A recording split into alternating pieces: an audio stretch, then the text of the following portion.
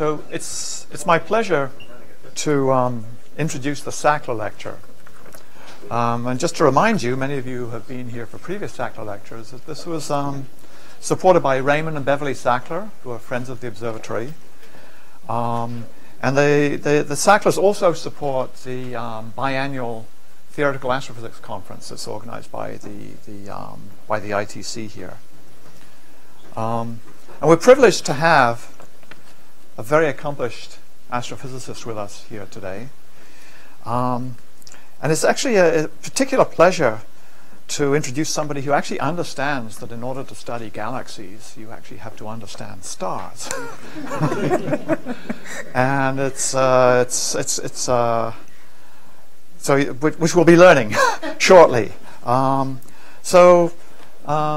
Grebel was educated in Germany at Bonn, and she postdoced at Illinois and at Würzburg and Santa Cruz, and then took a Hubble Fellowship at the University of Washington. Right. Upon the completion of that position, she moved back to Germany, moved to the Max Planck Institute for Astronomy, and then she moved for a brief period to Basel. That's right. Took the chair that had been occupied for a long time by Taman. And then in 2007, I think it was, moved into her current location at Heidelberg.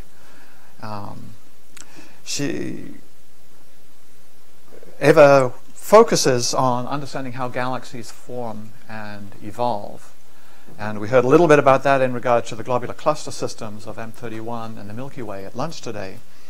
And now we're going to hear substantially more about galaxy evolution as galaxies are made of stars. Thank you. Thank you very much. And thank you very much also for the invitation to come here. I'm really honored to have been invited, especially for something as prestigious as the Sackler lecture. So I'm really very grateful for that. And what I would like to talk to you about today is, in a sense, near-field cosmology, or one could also say galactic archaeology. Basically, what we are trying to do is we are trying to understand nearby galaxies, which are resolved into individual stars, and we want to understand how they formed, how they evolved, by looking at these individual stars, for which one can get either photometry or, in some cases, also spectroscopy, sometimes even high-resolution spectroscopy, which then, of course, tells us a lot about the details of their formation histories. So the title of my talk is Dwarf Galaxies and Their Role as Building Blocks. The motivation for this topic is basically that we would like to learn more about how massive galaxies get assembled.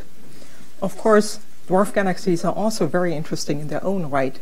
I mean, that one should not forget. They are very interesting objects, in many ways unusual, in many ways different from the massive galaxies. So understanding star formation in low mass halos under conditions that we do not have in massive galaxies, such as relatively low metallicities, is also very interesting in its own right.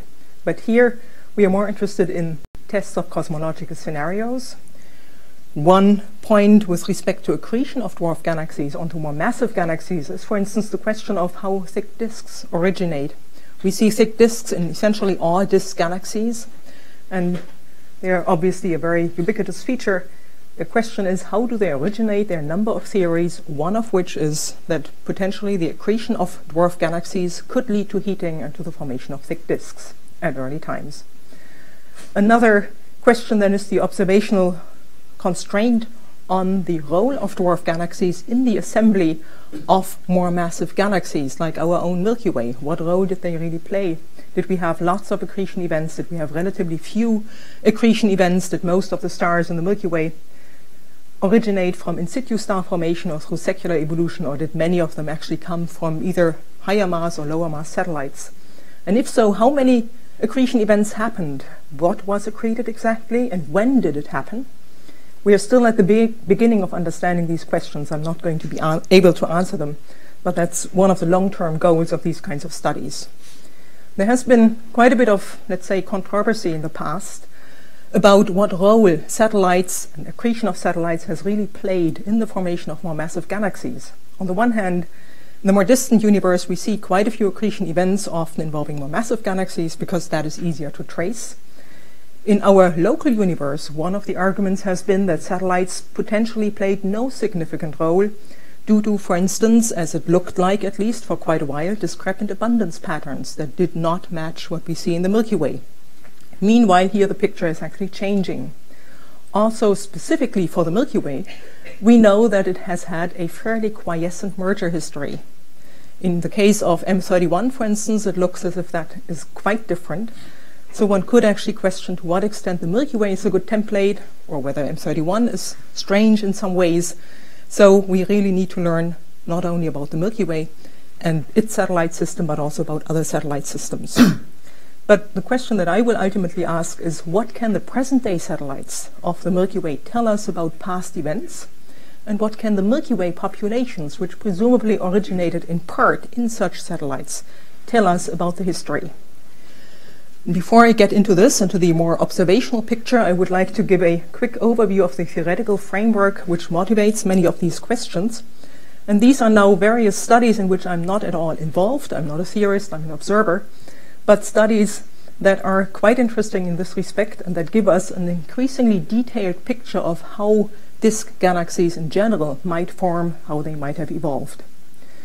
The very general picture is that we have hierarchical structure formation as the paradigm of galaxy formation, that larger structures form through successive mergers of smaller structures, primarily dark matter halos if you look at simulations. And if baryons are actually involved in the simulations, then the idea is that we should have observable signatures of such past merger events that should be retained and actually observable.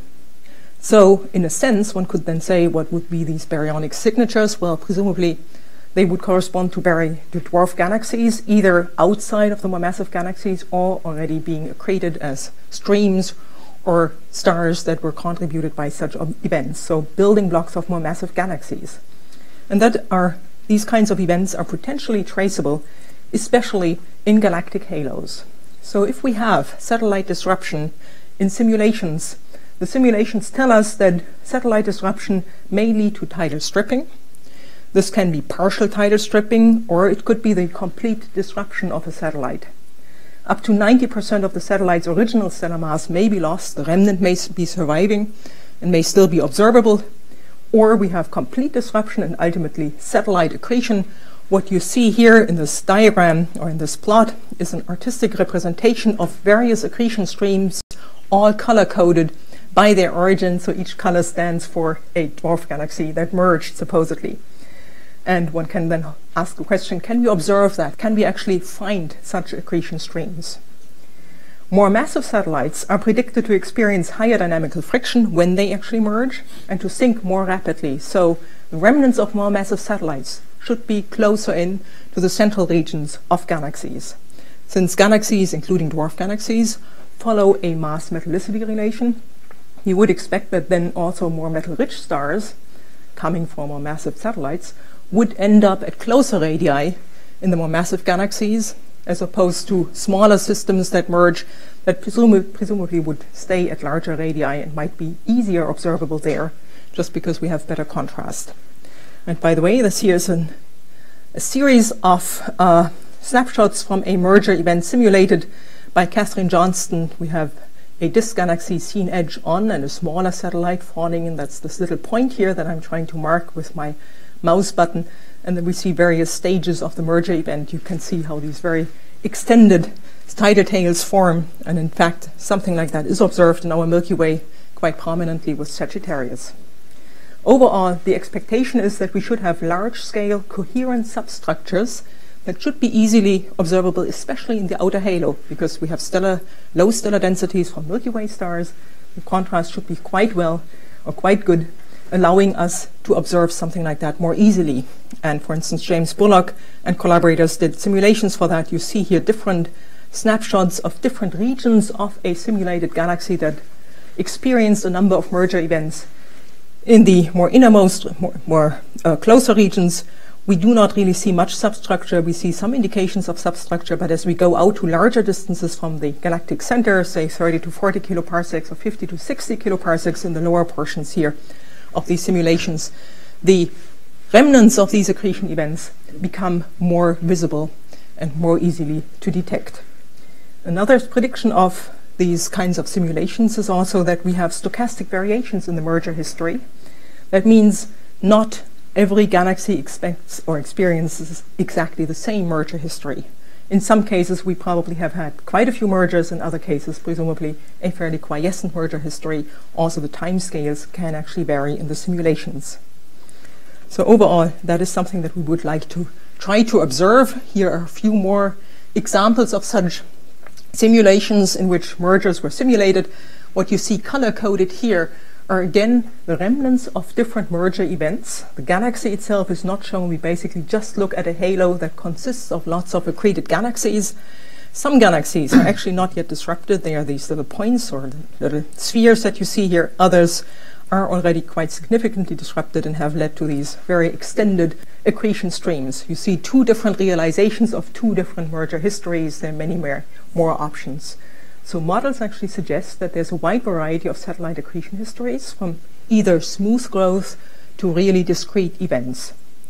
And also the models tell us that most of the satellite accretion should occur at higher redshift, between 1 and 3, that galactic halos should actually grow from inside out, and that perhaps 5 luminous satellites, or a little bit more than 5, are probably the main contributors, the most significant contributors to the buildup of stellar halos, especially in the inner halos. We would expect relatively massive satellites to have contributed in these simulations. So for instance, satellites in the mass range of Fornax or Sagittarius, if we translate that to our Milky Way, or even the Small Magellanic Cloud. The majority of the mass of the halo is predicted to have come from several of such massive satellites, between 50 to 80%, depending on the realization of the simulation, that merged probably more than 9 billion years ago. These are the objects that are predicted to have contributed to the inner halos. In the outer halos, presumably also smaller satellites had quite significant impact. And what you see here is a combination of theoretical simulations. In the middle, the blue diagrams here are results from different merger simulations, and then some observations of more distant disk galaxies, all of which experienced recent comparatively massive mergers with satellites, leading to a variety of different streams. So that is in principle something one could expect if more massive satellites merge. And you can see that this can lead to a variety of shapes, either to ring-like structures or to umbrella-like structures, like over here, or to very extended features, or just a more puffed-up galaxy in the end. So satellite accretion should then also be represented in the stars of such a more massive galaxy ultimately. For instance, the metallicity distribution function of stars in the galactic halo should resemble the metallicity distributions of bright survivor galaxies, at least in their metal-poor tails, because if these events mainly happened 9 billion years ago or older, or longer ago, then of course what corresponds to these kinds of events would be the old stars that we find in the surviving satellites. And one indicator that is often used when one does more detailed element abundance studies are various alpha elements. And alpha over E is overall an indicator of the time taken by a given stellar population to reach its observed level of enrichment. And I will come back to that in one of the later slides. This can help us then to distinguish between rapidly forming massive populations that were truncated, for instance, by early accretion, or slower star formation over longer time periods. And at very low metallicities, the prediction is that the halo should be dominated, especially the outer halo should be dominated by contributions from low luminosity metal-poor satellites, such as potentially the ultra-faint dwarf spheroidal galaxies that were discovered in recent years around the Milky Way.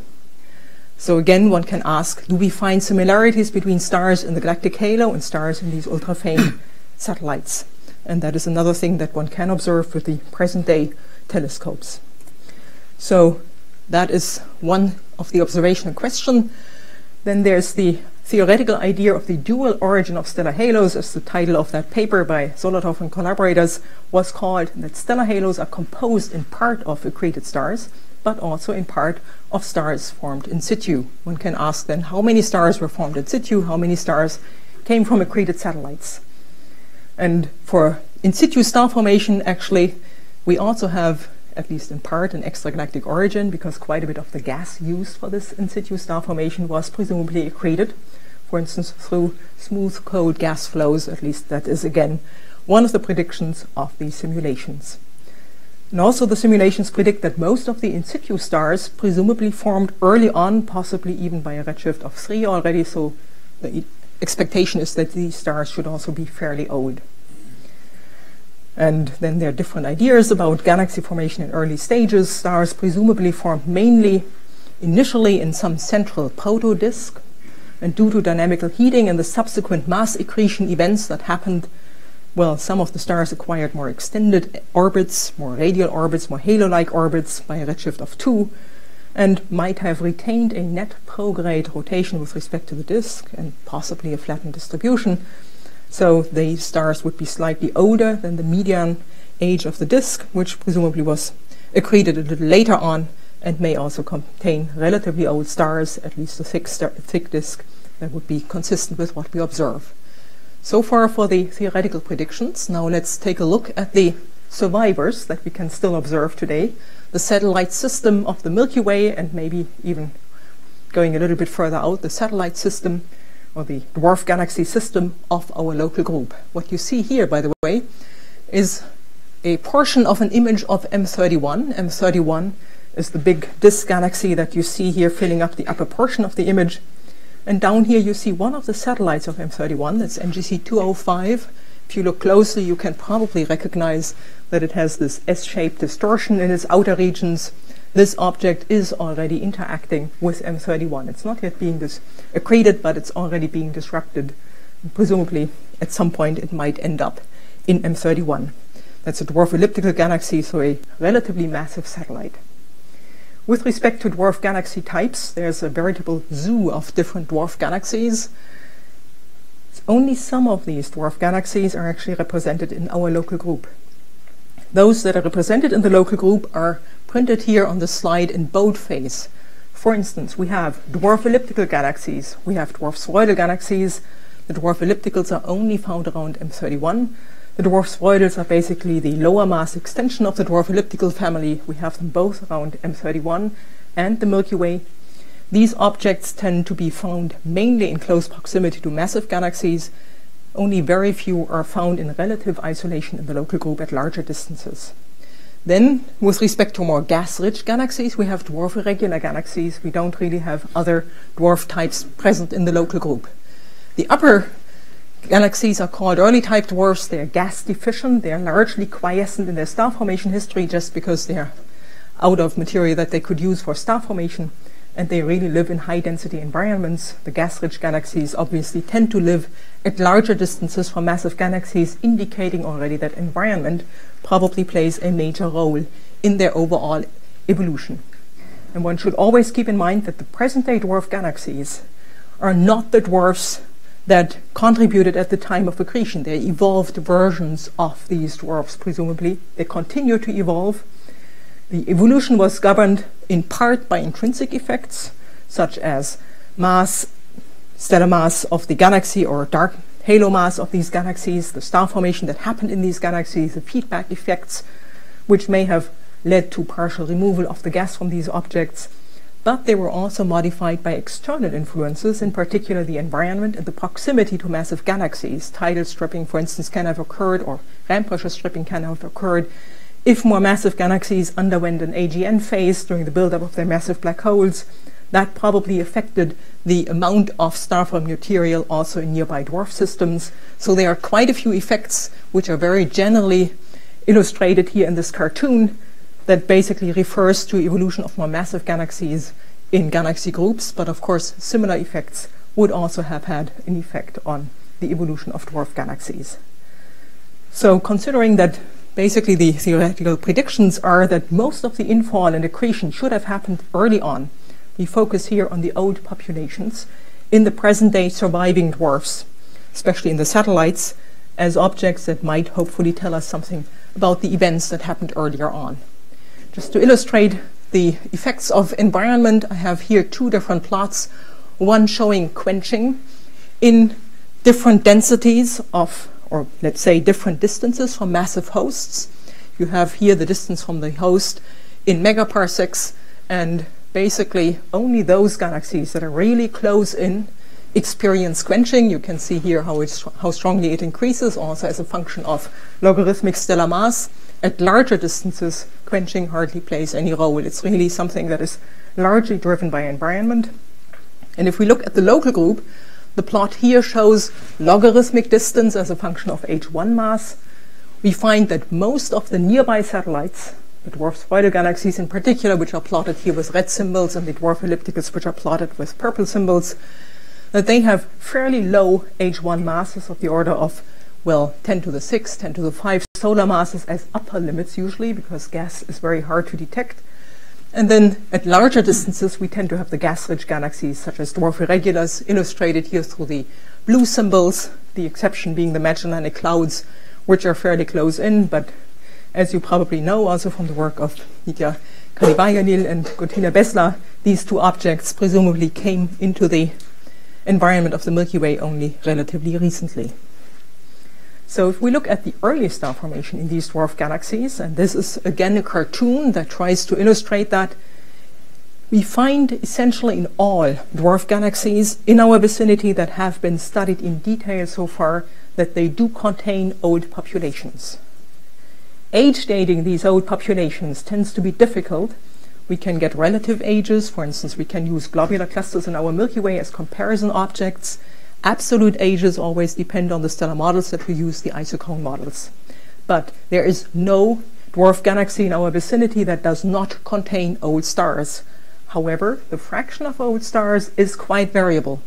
And I try to illustrate that here with these colorful bars. The darker regions illustrate higher star formation rates. The lighter regions illustrate lower star formation rates. There are some objects that are completely dominated by very old populations.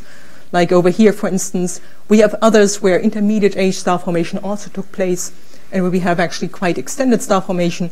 And finally, even some objects where we have episodic star formation that is really separated by several gigayears, recognizable in color magnitude diagrams by well-separated main sequence turn-offs. And an interesting point that I would like to make here is I illustrated here basically the end of reionization. It looks as if these dwarfs were not quenched by reionization effects, even though these are very low mass objects. So that's another interesting observation. And more recently, this was done with deep HST photometry, where Weiss and collaborators actually tried to get very detailed star formation histories, the results being shown here for a number of local group dwarfs. The red lines in each of these cumulative star formation histories illustrate reionization. So we have look-back time along this axis here. Each box refers to the star formation history of an individual dwarf galaxy. The black lines illustrate the best fit that they got, and you can clearly see that all of these galaxies do have old populations, and essentially all of them, most of them, had still star formation after the period of reionization. So it looks as if there was no evidence or no significant reionization quenching. An interesting point just to make. They continue to form stars, but in some cases actually they formed the majority of their stars already extremely early on. In fact, combining all the star formation histories that have been derived for dwarf galaxies, dwarf spheroidal galaxies, and dwarf irregular galaxies in the local group results in these two cumulative star formation history plots that you see here in the upper corner of this slide. You see lots of different lines illustrating the different star formation histories. So there is a huge amount of variety, even among dwarf galaxies of the same morphological type. The mean star formation history that one can derive by combining all of these data is illustrated by the thick red line and the thick blue line for the dwarf irregulars. So maybe it's a little bit clearer on this side at the upper two plots. That basically tries to illustrate the mean star formation histories that were derived here for the dwarf spheroidal galaxies. They can be represented roughly by exponentially declining models. For dwarf irregular galaxies, even though there's quite a bit of variation, basically we have had fairly constant star formation over the entire Hubble time. And they still continue to form stars today at low rates. It's not really bursts. Bursts are relatively rare. Down here you see a similar plot now done for galaxies of different stellar mass. We start out with 10 to the 5 solar masses, here 10 to the 5 to 10 to the 6 solar masses, 10 to the 6 to 10 to the 7, and more than 10 to the 7 solar masses, again taken from work done by Dan Weiss. And the interesting thing is, higher mass galaxies formed a larger fraction of their mass at later times. So it's not downsizing. If you wish, you could call it upsizing. And this, however, is largely driven by environmental effects, because especially here at the low mass end, we have galaxies that were strongly quenched due to their proximity to more massive galaxies. So these objects did not evolve in isolation. Then there's the famous mass-metallicity relation, or also luminosity-metallicity relation, which extends all the way down to dwarf galaxies coming from very massive galaxies. Here you can see how one can extend it very nicely down to dwarf galaxies in the local group. So we have a mean metallicity of these galaxies which decreases with decreasing luminosity or decreasing stellar mass. And that is overall a fairly well described relationship. Of course, there's quite a bit of scatter. This relationship, since it's so extensive across such a wide range of stellar masses or wide range of luminosities, has been taken as an indication that even dwarf spheroidal galaxies were not significantly tidally stripped by passages through, for instance, the Milky Way halo. On the other hand, if we try to look at the mass-metallicity relation, or let's say the luminosity-metallicity relation, for different types of dwarf galaxies, but this time defined by their old populations. It's not easy to do, because in some cases we just don't have very good data, especially for the more distant dwarf irregulars, but this is at least an attempt to do that. We do find some differences. This is now really only for the old populations. You find this interesting offset between, these are just lines drawn by hand, between the early type dwarfs, the dwarf spheroids in particular, the red line, and the late type dwarfs, the gas-rich dwarfs that still continue to form stars today, the blue line. Namely, this offset is such that at a given luminosity, the dwarf spheroidal galaxies look as if they were too metal-rich for their luminosity. And that seems to be the case even when allowing for evolution. One possible explanation of this offset, if indeed it is real, is that these galaxies experienced stripping and lost quite a bit of their mass, that they were more massive at the time when they underwent this star formation. There are actually some other cosmological models that came out recently which suggest that galaxies that formed in the close proximity of more massive halos were initially also denser, and then eventually became more cored, losing quite a bit of their mass through various effects caused by the proximity to the massive galaxies. That would be actually in line also with this plot. In fact, the cosmological simulations of Milky Way mass satellites with baryons and dark matter, in contrast to dark matter simulations only, suggest that the mass assembly histories of satellites peak at higher redshifts than those of isolated field galaxies at larger distances. So much of the early star formation history, according to these simulations, should have happened at earlier times, and that these satellites live in more concentrated halos, or lived originally in more concentrated halos, which then could lead to this effect of more rapid or more efficient early enrichment that seems to be indicated by this luminosity-metallicity relation for old populations. And then supernova feedback on the one hand, and baryonic effects caused by proximity to massive galaxies, such as tidal stripping or ramp pressure stripping, probably led to a redistribution of masses, to a flattening of initially cuspy dark matter profiles to form more cored profiles, and also led to fairly substantial mass loss, affecting also the baryons. So the idea is actually in some of these recent theoretical papers by Brooks and Zolotov 2014, or Araki and collaborators from 2014, that in fact, when taking into account also these baryonic effects and not purely dark matter simulations, one can resolve the missing satellite problem, the too big to fail problem, I don't want to go into details here, and reproduce the observed lower stellar densities and lower inferred dark matter densities in these galaxies that they have today. So again, environmental effects presumably played a fairly substantial role here. The evolution of these halos, by the way, in one such representation is shown here for the dark matter halos in the upper plots. They become flatter with time because of this redistribution of mass. But it's not just internal effects that you need, but you also need the external effects of tidal stripping and band pressure stripping Here the same for the stellar profiles. Of course, the stellar profiles follow then what the dark matter profiles do. So the question is, does tidal stripping indeed play a major role? And these are now just all hints that it might well do so. These are not proofs.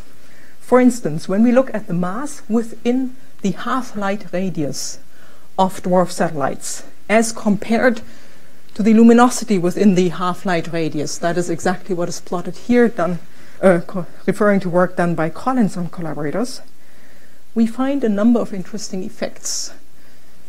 This idea that was published a few years ago, that basically all the low-mass dwarfs follow a universal dark matter profile, no longer seems to hold true. In fact, we've already found some indications for that a few years ago when we looked at one of these ultra-faint satellites, and we found that the velocity dispersion was actually inflated because of incorrect removal of interlopers and stars like that. Here, Collins did this for a much larger sample, and they found that actually masses and luminosities are fairly well correlated. There is a trend of decreasing mass with decreasing luminosity, and also you see here different lines for the mass to light ratios that were inferred for these galaxies. Some are very close to basically profiles that you would expect for no dark matter, mass to light ratios of say 2, 3 or something like that. You see a few galaxies that are close to this greenish area here, and others have much higher mass to light ratios, as you can see over here, as is well known.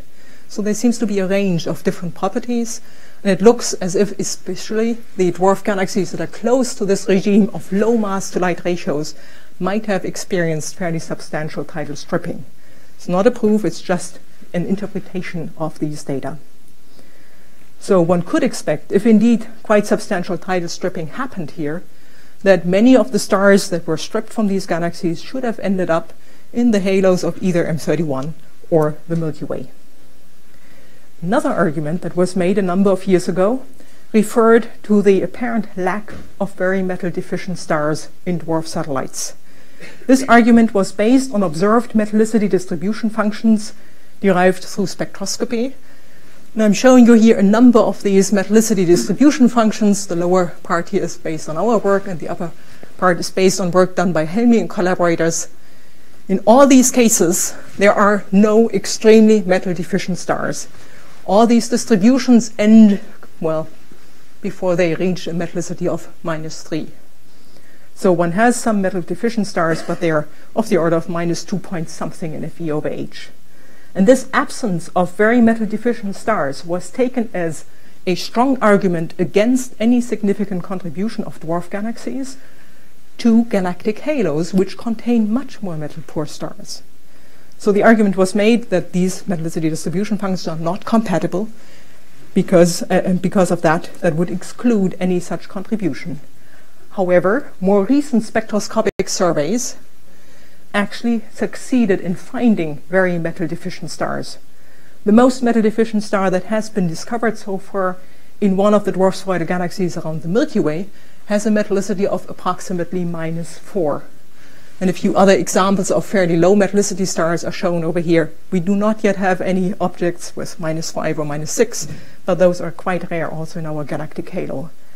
So suddenly these stars are being found, and they are now being found regularly. People are actually actively hunting for them in as many dwarf galaxies for which they can get data. And the picture that is emerging now when comparing metallicity distribution functions of dwarf galaxies with the metallicity distribution function derived for the galactic halo, which is indicated here in gray, is that we have overall a pretty good agreement with the colorful lines for various dwarf spheroidal galaxies.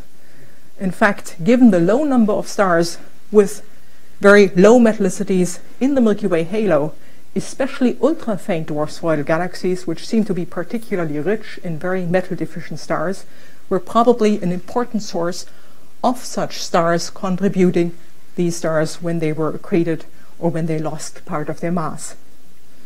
So we no longer have this lack of extremely metal-poor stars, but in fact consistency, or maybe even too many as compared to the galactic halo, raising some questions about how many of such ultra-faint dwarfs might have been accreted. So that is really sort of a paradigm shift in the ideas thanks to the large spectroscopic surveys that were conducted in recent years. I should also point out that many of our data for the galactic halo are based on the inner galactic halo, so regions out to 15 to 20 kiloparsecs. We do not yet have many data for larger distances. It's relatively hard to get these spectra, and it's also hard to get distances for individual stars at these larger ranges. So the picture may actually change once we have a better understanding also of the outer halo. Maybe we find many more of these metal-deficient objects. I already mentioned that alpha to Fe can be used as an indicator also of histories of dwarf galaxies. So at early times, the interstellar medium presumably was enriched quite quickly in elements produced in short-lived, very massive stars. You probably all know about this. Supernovae of type 2 were quite substantial in enriching the early interstellar medium and were presumably the main agent for enrichment. And that is something that should have happened in essentially all galaxies, in the dwarf galaxies as well as in the Milky Way. The cartoon that you see here, taken from a popular paper written by Chiappini a number of years ago, shows this. The supernovae of type 2 produce roughly in equal amounts alpha elements such as oxygen and iron. So we expect to see a plateau when looking at a plot of Fe over H as a function of alpha over Fe or oxygen over Fe, as in this plot. And that is exactly what one finds in halo stars and thick disk stars of our Milky Way. So what we are looking at here are the early enrichment stages that happened in galaxies like our Milky Way. Once stellar evolution progressed further, time progressed further, such that also other objects started to contribute to the enrichment, in particular supernovae of type 1a, but also AGB stars, also planetary nebulae. This plot here, this plateau, no longer existed actually. Suddenly, these objects contributed quite substantially to the iron content, enriched the iron content, so we have this knee, this turnover in this relation, and that again is something that we can measure quite well for the Milky Way. That's where we have our thin disk stars. And we could then imagine that this kind of a plot should also exist for other galaxies, especially if they had extended star formation histories, but that the position of the knee might actually be at different metallicities, depending on the star formation rate, the efficiency of converting gas into stars. In particular, in dwarf galaxies, one might expect that the position of the knee is shifted towards lower metallicities. And that is exactly what we observe. You see here an observational plot of Milky Way stars as compared to stars measured with high-resolution spectroscopy in various dwarf satellites of the Milky Way. The black points refer to Milky Way stars. The plateau that you saw earlier indicated is actually not a straight line, but it's a scattered line.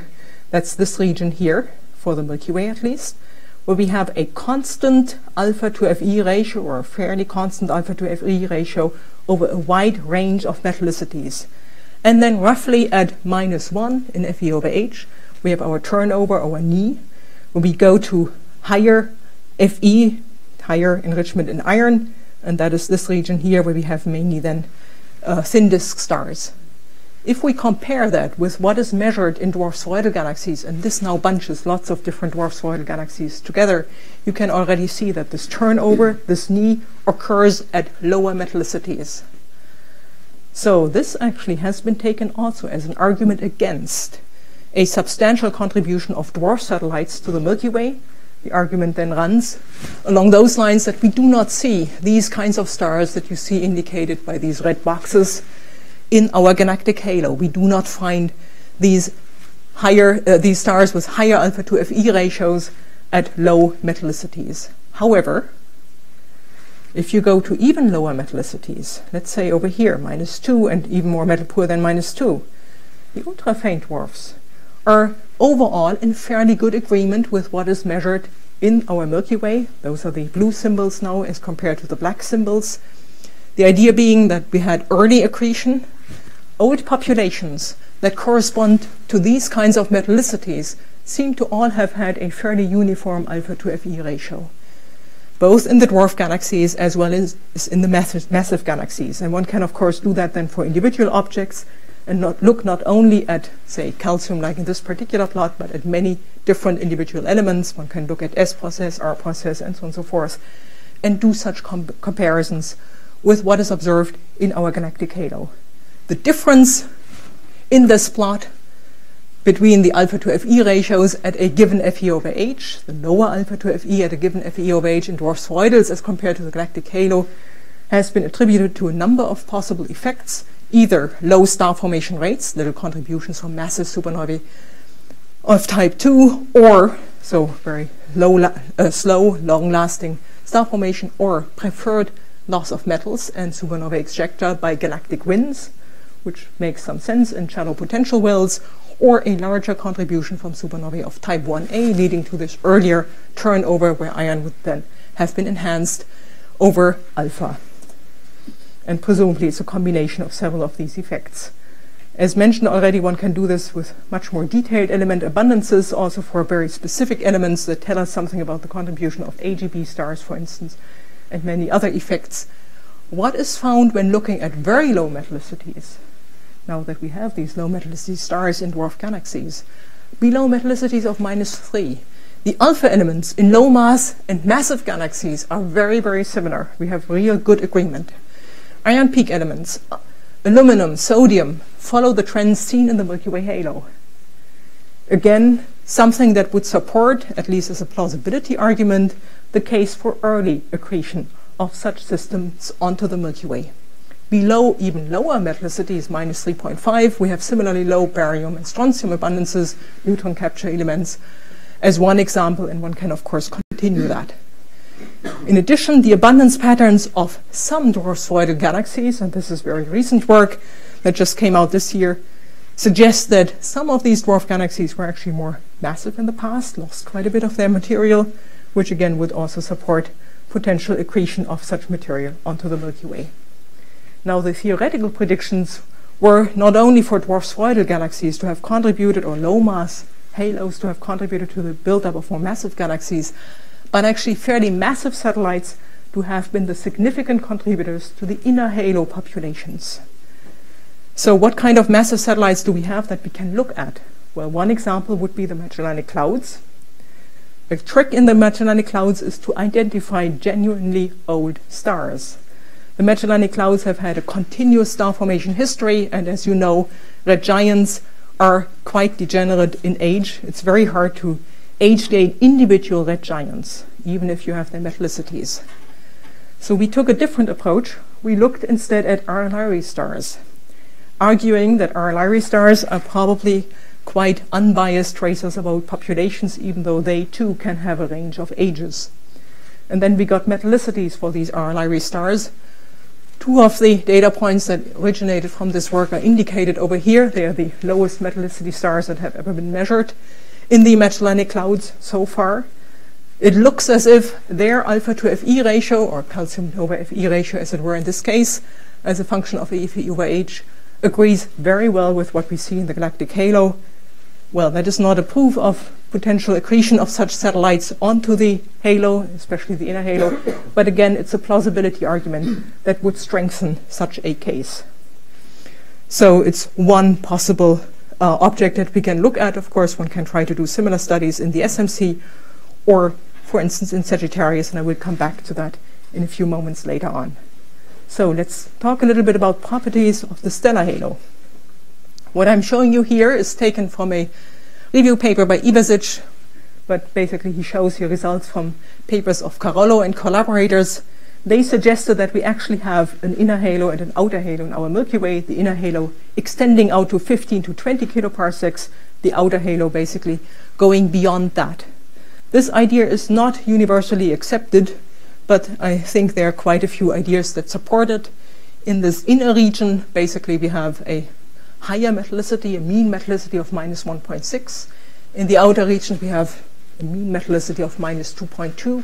Here we have net retrograde rotation in the outer halo. In the inner halo, we basically have no rotation. But retrograde rotation is also a possible indicator of accretion. It would be hard to understand otherwise why we would not have prograde rotation, like it seems to be the case actually in M31. So Also in the outer halo we find quite a bit of substructure. It's more pronounced, as you would expect, because of the lower stellar densities. We find that globular clusters that are located in the outer halo have many structural properties that resemble structural properties that are observed in nearby dwarf galaxies, such as either the Magellanic Clouds or Fornax, for instance. All of that is taken as, well, again, a plausibility argument supporting, at least in part, an accretion origin, especially of the outer halo. Whether indeed it is accreted is, of course, a separate question. With respect to substructure, I'm showing you here a few examples in the upper part of this slide, the famous plot by Belokurov and collaborators, showing the Sloan footprint now color-coded with respect to distances and overdensities. One sees very prominently here the Sagittarius tidal stream and the bifurcation of the Sagittarius tidal stream. A little bit less pronounced and possibly not quite visible for you is the orphan stream. That's this relatively thin line that runs around here. I'm not sure if the contrast is sufficient to recognize that. Many new dwarf galaxies that were found largely in Sloan are indicated by these little circles. So they're in the center of these circles. And in addition, there are quite a few more substructures that one can find when, for instance, cutting this large amount of stars into distant slices and looking for certain types of stars, say main sequence turn-off stars or horizontal branch stars or radii stars, which then trace certain populations.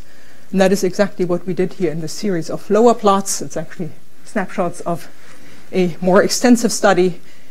The different color coding shows different densities. There's obviously not a smooth halo, but quite a bit of substructure here, part of which is associated with known structures, such as Sagittarius, and other features are features that still need to be explored that are not yet associated with any particular object or known object. One can go one step further. One can also ask the question of, to what extent did dwarf galaxies with intermediate age populations, that would mean not necessarily very ancient accretion, but more recent accretion, contribute to, for instance, our Milky Way halo? At first glance, you would probably say, well, it's unlikely that they contributed. We don't see any ongoing star formation. We don't see any massive blue stars in the halo. True, but with respect to older ages, and now I'm talking about ages of a few billions of years, the answer is not quite so clear. It's harder to look for these kinds of objects. What we did here was we used carbon stars, and this is work done by one of my postdocs, Aaron Haxor. We used carbon stars to look for intermediate age stars in the galactic halo, taking advantage of the large time domain surveys that are now becoming available, in particular surveys like the Catalina survey, which is an all-sky survey, gives very well sampled light curves, and light curves that were sampled over many years. That's exactly what you would like to have for carbon stars, because carbon stars are long, if they are variable, they are long period variables. So we devised a method of getting distances from the light curves of these carbon stars. It's only possible for a subset of carbon stars, and then plotted them with respect to known structures in the halo, in particular the models of Law and Majewski for the distribution of the Sagittarius stream across the sky. Those are these small green and red dots that you see here. Those are model plots for the expected distribution of Sagittarius. The observational data are the larger symbols, the black symbols, the red symbols, and so on and so forth. We found quite a few carbon stars associated with the Sagittarius stream. It is already well known that Sagittarius contains sizable intermediate age populations. Most of the carbon stars, in fact, that we had at these larger distances are associated with Sagittarius, but there are also carbon stars associated with other features, such as the galactic anti-center stream, Triangulum, Andromeda, and Perseus, or Pisces and Gemini, and so on and so forth. And there are even some structures that were not previously identified that we hope to follow up on. And ultimately, we hope that this will allow us to constrain, well, at least roughly, the amount of intermediate age populations that were accreted onto the galactic halo. With intermediate age populations, it's fairly unlikely that we have in situ star formation. It's much more likely that these are objects that came from the outside. So far for Sagittarius intermediate age populations. Now let's go one step back and do a more detailed study of Sagittarius. Why Sagittarius? Because Sagittarius is the most massive accretion event that we know of in our Milky Way. And Sagittarius is an object that is very interesting. It's quite massive. We do not yet know how massive it is. It has been traced across wide swaths of the sky with various surveys. What was done here, and this is work done by Dwarf et al., was a high-resolution study of as many stars as they could measure in order to measure the position of the alpha to Fe knee in Sagittarius. So the plot that you see here is, again, Fe over h as a function of alpha to Fe. We have here in small black dots the stars in our galactic halo. The stars that they measured in Sagittarius are not illustrated here. They are just shown as a mean representation, the red line that you see over here. And the important point is, well, we have the well-known plateau in alpha to Fe, and we have a turnover, the knee, the alpha to Fe knee, basically, towards higher metallicities. That is very close to what we see in our galaxy. The metallicity is just a little bit more metal poor. The turnover here is at minus 1.3 that they found. In our Milky Way, it's roughly at minus 1. The argument that they present in their paper based on this is that Sagittarius-like galaxies, which basically would count as these more significant contributors that could have, at earlier times, not Sagittarius itself, but at earlier times have contributed to the buildup of the inner halo, that several of these objects would have been quite plausible just based on the location of this alpha to Fe knee.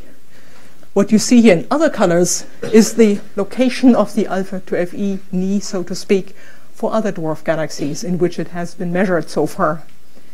And here's a correlation, this is work done by Hendricks and collaborators, of absolute magnitudes and the alpha to Fe knee. There is some correlation with luminosity in these galaxies. Of course, it would be at higher metallicities in the more luminous, presumably more massive galaxies. There's some deviation still.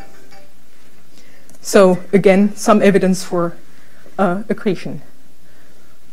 Another interesting study that was done by Schlaufmann and collaborators, largely based on Sloan data, followed up on substructure observed in the galactic halo and did spectroscopic studies of alpha to Fe versus Fe over h. The blue data points that you see here are stars measured in these overdensities.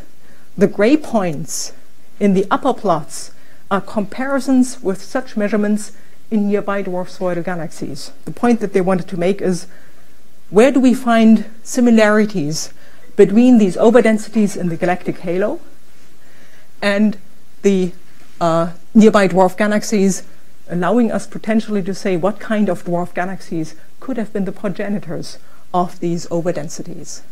So in echoes, they then suggested that possibly sculptor-like galaxies or Leo 1-like galaxies would be plausible progenitors for some of these substructures. And in fact, these echo structures, elements of cold halo substructures, that's what echo stands for, tend to be more metal poor than the thick disk stars and more metal poor and alpha enhanced than typical thin disk stars, so they do stand out. They start to fill these regions in which we typically do not expect many stars, but if you do targeted follow-up, you may be able to actually identify quite a few of these objects that presumably came from dwarf galaxies. Again, that's ongoing work that one can try to continue with massive spectroscopic surveys to get a better handle on how many of such objects could have contributed. In their study, they actually went one step further. They also measured the velocity dispersion of stars identified to belong to such substructures. And they suggested that the masses that they inferred from these velocity dispersions, of course, that is fraught with quite a few uncertainties, but still they inferred from this that the masses were probably between the classical dwarf spheroidal galaxies and galaxies possibly even as massive as the Small Magellanic Cloud. So that is another interesting way also for the future to continue these kinds of studies to infer something about the properties of progenitors of overdensities. And finally, a few words about globular clusters. We do know that a number of dwarf spheroidal galaxies contain globular clusters. Not very many. They're not that common in dwarf spheroidal galaxies. We also know that the Magellanic Clouds contain globular clusters. So if more massive galaxies, like the Magellanic Clouds, for instance, or progenitors of the Magellanic Clouds, were accreted onto the Milky Way, they should have contributed globular clusters as well as stars, field stars. And similarly, some of the dwarf galaxies, presumably, when they were created, would have contributed also such stars. This is a plot that I showed earlier today already. This shows the vicinity of M31 and M31 itself. It's a density plot. The black and gray areas here show stellar density of, on the one hand, tidal features around M31, and then, of course, M31 itself. You can see it's highly disturbed. There are lots of tidal streams, lots of indications of accretion events, and the red dots indicate known globular clusters, which are, of course, strongly concentrated here in the area of the disk of M31. You see an optical image of M31 up there. But quite a few globular clusters are actually also associated with these streams, with the accretion streams around M31, showing that at least in the case of M31, there is ongoing accretion of not only stars but also globular clusters onto that galaxy. Now, with respect to our Milky Way, we can find some evidence of that also. For instance, we know that Sagittarius has several globular clusters. Exactly how many is a matter of debate. At least 5, in some studies you read of 8 or 9 or more. The globular clusters believed to be associated with Sagittarius in these plots here are indicated by the magenta dots. The plots here show different areas. Here we have the innermost areas of our Milky Way in 2 different projections. It's Cartesian coordinate system. The red dots show bulge globular clusters basically in the innermost regions. So a strong concentration of these globular clusters. What you see here are the so-called old haloglobular clusters in our Milky Way. This is, by the way, work by Mackey and Gilmore from a number of years ago. Again, a strong concentration towards the central region, but also quite a few of these objects are located at fairly large distances from the galactic center. And finally, the last 2 portions of these plots show so-called young haloglobular clusters indicated as green symbols. The green symbols now refer to globular clusters which have predominantly red horizontal branch morphologies, which can be taken as an indication of younger ages if one assumes that the second parameter effect is mainly caused by age. There's some debate about that also, and it's certainly not true in all cases. Nonetheless, the commonly accepted term for these objects is young haloglobular clusters, which is supposed to indicate that these objects may be 1 or 2 billion years younger than the average old globular clusters in the Milky Way. The interesting point about these objects is most of them are at very large distances from the galactic center. Here we have the largest area that is being covered, and many of them actually extend to really large distances away from the galactic center. The other point about these objects is that these tend to have much larger core radii than the globular clusters that we have in the inner regions, such as the disk and bulge globular clusters. Core radii are plotted along this axis here. They are very strongly centrally concentrated. The young haloglobular clusters that you see up here, again work done by Mackey and Gilmore in the histogram distribution, tend to have much wider core radii. And if one compares that with dwarf soil galaxies and the magellanic clouds, one tends to find similarly large core radii, some of which, well, some of course are highly concentrated, but some also have large core radii. And this kind of behavior was noticed already early on. It has been used by Zinn and by other people as potential evidence for an accretion origin, especially of these more extended globular clusters in the outer regions of our Milky Way. And recent work done by Lehman and collaborators, and earlier by Forbes and collaborators, seems to indicate that the age metallicity relation of globular clusters in our Milky Way shows 2 different branches. The ages come now from relative ages based on very deep HST photometry. We have Fe over H, metallicity along this axis, ages in gigayears over here. And it looks as if basically we have 2 different regimes. We have the more metal-rich globular clusters and the more metal-poor globular clusters. In their study, they compared the more metal-poor globular clusters with field age metallicity relations derived for WLM, for the SMC, and for the NMC, so for 3 irregular galaxies. The offset that is seen in these 2 relations corresponds to a mass difference of approximately 2 decs, meaning that if one believes the mass metallicity relation, globular clusters that are located here might have formed in lower mass galaxies. Galaxies potentially with masses of 10 to the 8 solar masses or thereabouts.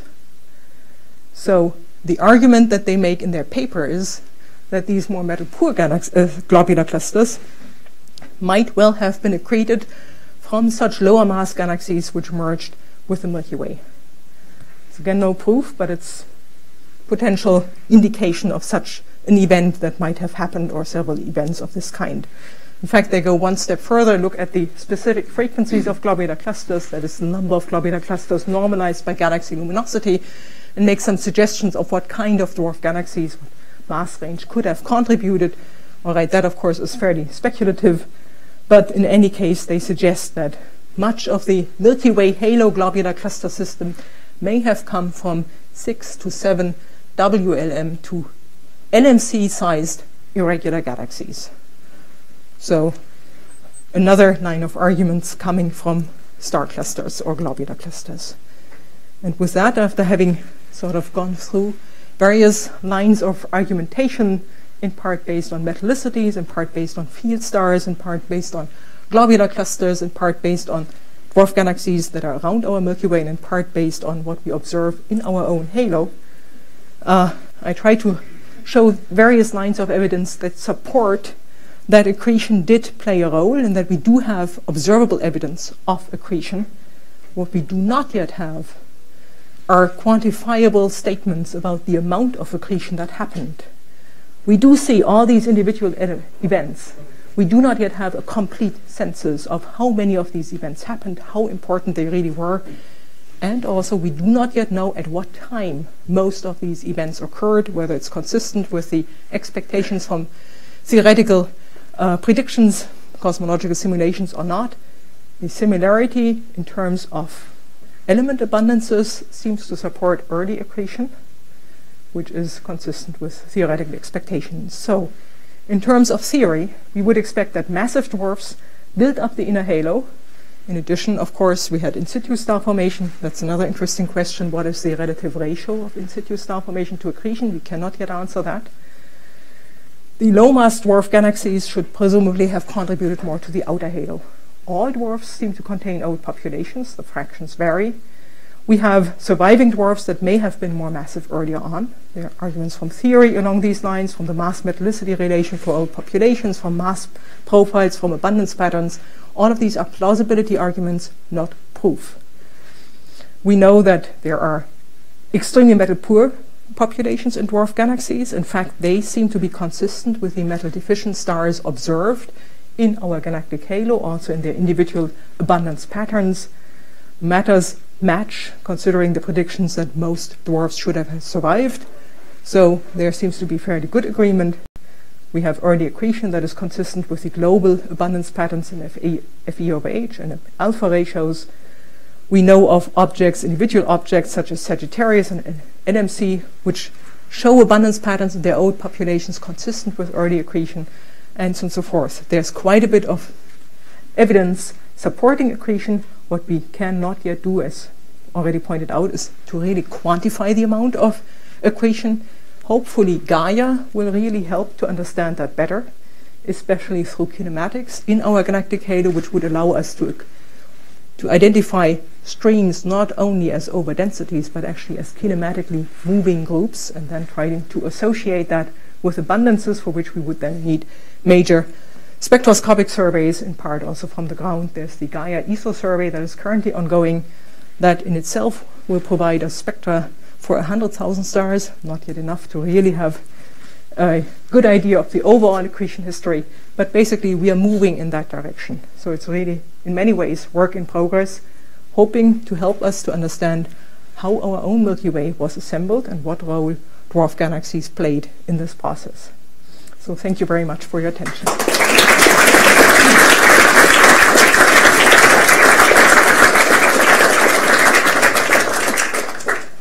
Talk is now open for questions.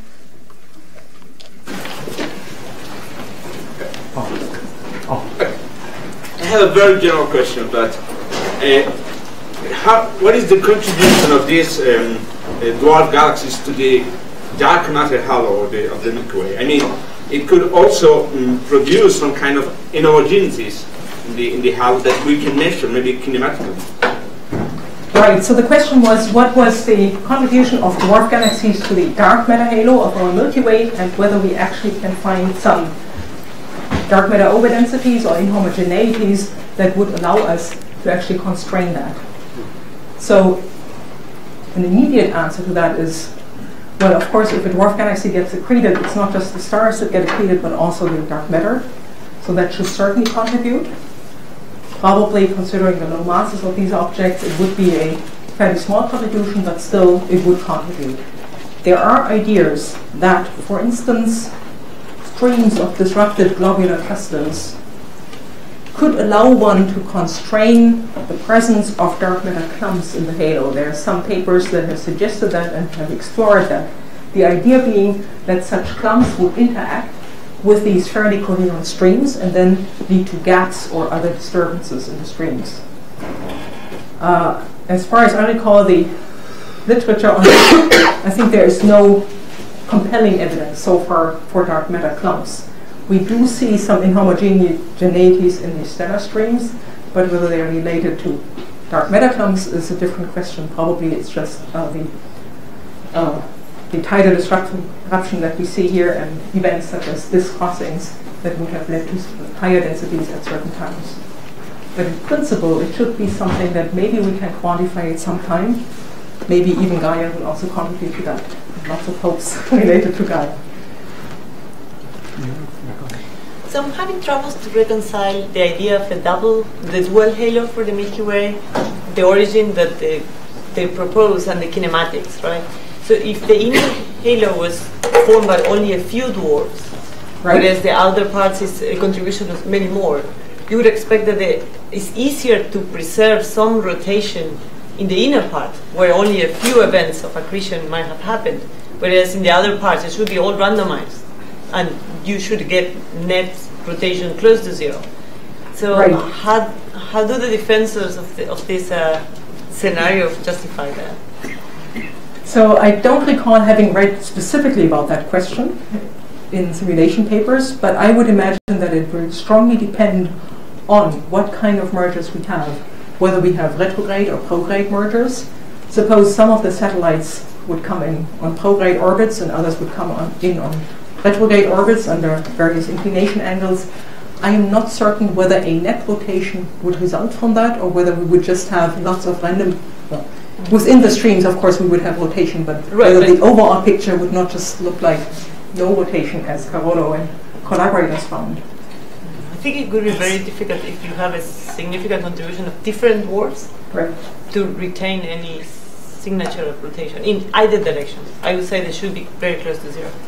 All the simulations that I'm aware of seem to basically show that we have infall from all directions. I'm not aware of simulations addressing this specific question with respect to these recently claimed planes or satellites that we would have preferred infall along certain directions, in which case, presumably, if the planes really are related to rotation of satellites, we would have a preferred direction. Okay. Go ahead. I apologize, this is a slightly specific question, but back around the part of your talk where you showed the diagrams with knees and basically said theoretically there are some expectations for where the knees and I think the metallicity might be. Right. Yes, that plot with the data actually right after it is the one I'm interested in, so one slide. This one here? Yes, I noticed that the Milky Way points have a lot of scatter, which you alluded to at the lower metallicity region, but don't have much scatter at the higher one. Is this just an observational issue, or fundamentally what does the fact that there is this much tighter sort of grouping of points at higher metallicity actually tell us, and why is that not true for the dwarf spheroidals? Well, I think actually that for the Milky Way, it is not just an observation effect. I think it's a real effect that we do have a huge amount of scatter. I also think that some of those stars that are generally attributed to the Milky Way presumably are actually stars that were accreted, especially if they have, let's say, unusual alpha to Fe ratios at a low metallicity. So that is just my assumption that I would make. There are a number of studies that have talked about inhomogeneous enrichment at early times. And these studies are mainly done for dwarf galaxies, where people then argue that one can even see enrichment caused by individual supernova events, which then would, of course, need for individual stars to rather scattered distributions. Presumably, that could also have happened here in the Milky Way. Indeed, it becomes tighter as we go to younger ages and to the inner disk, basically. There, indeed, we have a much better defined relation. There are also, when one looks at these kinds of plots in higher resolution for different stellar components in the disk, there are actually differences. One can identify certain parts of the inner disk. There's the metal poor inner disk, which is actually not indicated. Everything is black here. There one can see actually more details, and can also see that certain regions are associated with certain events or effects, or components, I should say.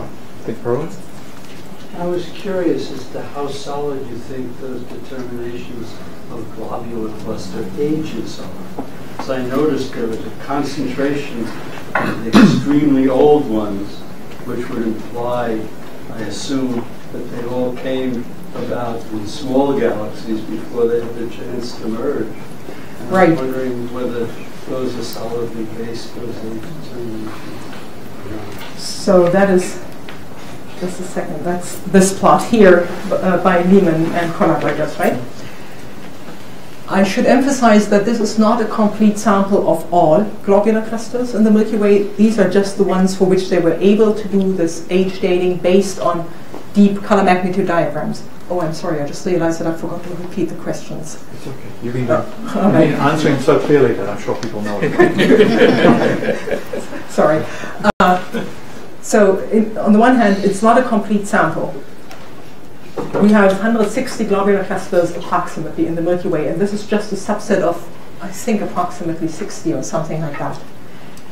The other point that I would like to make here is, that's just my personal opinion, these very deep color magnitude diagrams, and especially, again, my personal bias, the darkness isochrones give fairly reliable ages. I really think that these are among the best isochrones that we currently have.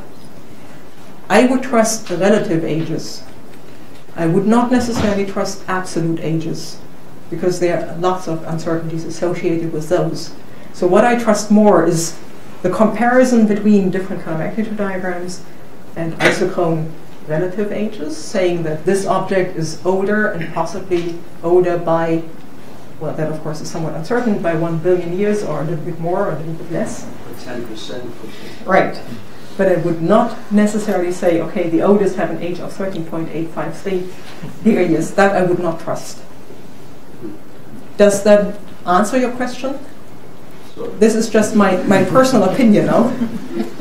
There are various age indicators. Vandenberg, for instance, has developed a number of age indicators that are very good, that are being used apart from just isochrone fitting, and of course those also went into these studies. I think that's probably among the best age dating that we currently have. But it's not a perfect answer just yet. I think we'll take one final question from Ramesh. So if you look at the low mass end of the dwarf galaxies, we have dwarf galaxies with stellar masses comparable to globular clusters, right? But they're completely different. They don't at all look the same. So these guys, what do you think? Did they start off with much more mass and then for some reason lose their stars so that they're now, today, they're kind of comparable to globular clusters? Or are these really low mass forming, star forming objects just went through very different histories compared to globular clusters? That is a very interesting question. And in fact, some people have questioned whether these objects might not just be extended star clusters as opposed to dwarf galaxies. Exactly. The arguments that are usually presented in favor of their being dwarf galaxies is that they do show metallicity spreads. So I'm really talking about Fe over H, quite a range of different values for individual stars. In many cases, there are very few red giants that one can actually measure, because they contain very few red giants. Some of these objects are fainter than globular clusters are.